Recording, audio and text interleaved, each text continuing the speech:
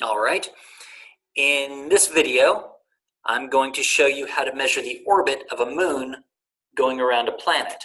Let me share my screen. Okay, here we are in Afterglow, and I've already gone ahead and loaded in a series of images, in this case of the planet Saturn. And these were collected as part of a single observation, a repeating observation, that we set up to repeat once a day. And most of these images were collected by the Prompt 5 telescope in the Chilean Andes, though a few of them were collected by our Prompt Meckering telescope in Western Australia.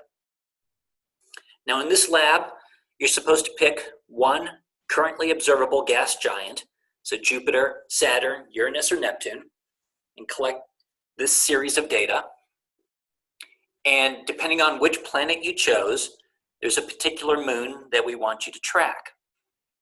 And that moon is listed in the lab. In the case of Saturn, the moon is Titan.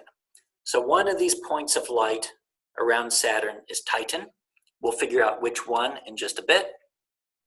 And as I go from image to image to image, we'll see Titan and the other moons move around the planet. So what we're going to measure is how far is our particular moon from the planet, and how does this separation change with time? So from each image, there are two things that we're measuring or finding. One is when was the image taken, so the time, and the second is the separation of our particular moon from the planet. Now it's easier if we just get all the times first and then come back and measure all the separations. So let's start with the times. And you may remember from lab 1 that we can get the time that an image was taken from the file info tab over here on the right with an I. So if I click on that, you can see some vital information about that particular image, including when the observation was taken. And here it's written out in year, month, day, hour, minute, second format. And that's not going to be the most convenient format, because in the next video, what we're going to do is we're going to plot the separation as a function of time. And to do that, we have to get the time into a single number, like 2019 point something, something, something. And what you could do is you can convert the seconds to minutes, minutes to hours, hours to days, days to months, and months to years to get it into that decimal format, but that's a bit of a pain. So instead of using this timestamp, we're going to use something called the Julian date. And eventually, we're going to put it on the screen. So you should be able to find it on this short list. But if it's not there, you can always look at the full header information. And you can see that by coming up to the top and flipping the switch.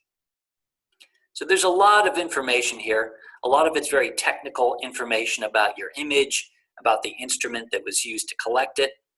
We're just looking for JD. Here it is, JD, Julian date. It's a long number. It's measuring a number of days, and you can see it's already in a decimal format. So for this first image, this is the time that I want. So I'm going to highlight it, copy it, and I'm going to go paste it into an Excel spreadsheet, or anywhere that you want, just to record it, and we'll come back and use it later. Then I'm going to go to the next image, and I'm going to find JD in this list. It's here somewhere. There it is. JD, copy, paste. Go to the next one. Here it is, copy, paste. And I'm going to record that for all of the images in my sequence. Okay, now I'm going to go back to the first one, and we're going to measure the separation of our moon from our planet. So a couple things to do here. First, let's see as many moons as possible. And you may remember from lab 1, the way to do that is to change the saturation level. So here's the saturation level as a percentile. As I increase that number, the sky glow around the planet decreases I can see moons closer in. If I go too far, I'm going to lose some of my moons. See, they're getting too faint to see. So I have to strike a balance. Keeping that sky glow as small as possible, I'm still able to see many of the points of light around the planet. Now you can do this individually for each image, but that's kind of a pain. So if you come over here to the gear and just select this, Sync Display Settings, then come back, you'll see that now every image has been reset to that saturation level. Now you can go in and adjust individually if you want to, or if you need to, but that gets them all approximately at the right level. Okay, back to the first one. Now the next thing we need to do is figure out which of these points of light is Titan. And this is also something you learn to do in Lab 1. And so we're going to open up Stellarium. And we've gone through these steps before. I'm going to come up here and make sure that I'm in Universal Time, UTC, Daylight Savings Time turned off, and I am, so that's good. I'm going to come down here and turn off the ground and turn off the sky. I'm going to come over here and find Saturn. Zoom into it, either with the scroll wheel of your mouse, the page up, page down button. And finally, I'm going to orient it the same as my image by pressing the telescope icon. Okay. Now we're good to go to compare these to our images. We just have to change the time. So I'm going to slide this off for a second. I'm going to come back here to the File Info tab. So this is the time that this particular image was taken. I'll bring Saturn back up, and I'll come over here and change the time. So this image was taken in 2019, October 17th, 00:50. The seconds don't matter. I'll get rid of that and scroll out a bit. I don't see Saturn, so I'm just going to search for it again. There it is. Okay. So this should match up fairly nicely with my image. Again, you can click off the planet if you want to get rid of those words and gain yourself some space. If I slide this over here, you can see the pattern matches. We have these two, Dione and Tethys. Enceladus, I can't really see. It's lost in the sky glow, same as Mimas. But here's Rhea over here. And then lastly, we have Titan. I'll scroll out a little bit here. Rhea and Titan, Rhea and Titan. So this one out here, the bright one, which makes sense since Titan is the largest moon of Saturn, that is the one that we want. Okay. So how do we measure the separation of this from that? So we go over to the ruler tab, and I'm going to use the centroiding. That means we don't have to click exactly in the middle. Afterglow will figure it out. We just have to get close. So I turn on the centroiding. I go to the moon first and get as close to the center as I can and click it. And then you see we have a measuring bar.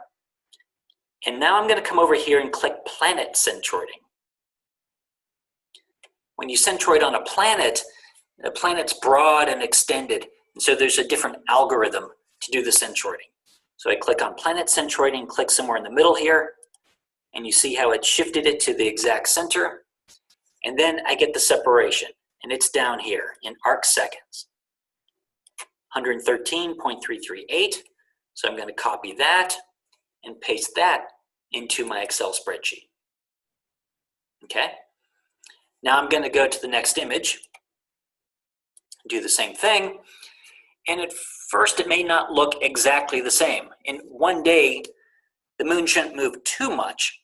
But in this case, it doesn't look the same because the image is flipped. And let me demonstrate that to you. So I'm going to come back up here to the file info. Slide this over here. I'm going to update the timestamp. This was done This one's actually only 12 hours later. So in that time, the moons have moved a little bit. See, these two have gone a little bit farther down. These two are swinging around over top. I compare that to this, and it's pretty clear that this image just needs a rotation. So I'm going to clear this over here, come back up to the top. I'm going to press the rotate button twice. Sometimes you'll need to rotate your image to make it match up. That's a good match. So indeed, that is Titan. So again, I'm going to measure the separation using the ruler tool. I'm going to turn off planet centroiding to click on the moon, and then turn it back on to click on the planet. And then this separation is 90.654. I'm going to copy that and record it in my Excel spreadsheet. And then you keep doing it from image to image to image. We had a couple of flips there, but here you can see a nice sequence where they're all oriented the same way. And see how Titan is moving? These last few, I haven't looked at them yet. So that one's flipped. Let's go back, I think it was to here. So Titan is this one here. And as I go from image to image, you can see its motion around the planet. And then this one's flipped. This one's back to the normal orientation. And same with this one. So you shouldn't have to consult Stellarium every single time. Though if you do lose track of where you are, or if the image is actually not flipped, but rotated by 180 degrees, you may have to use Stellarium to get your bearings back. Okay, and then save all that information onto an Excel spreadsheet or a spreadsheet of some type, and then we'll pick up from here in the next video.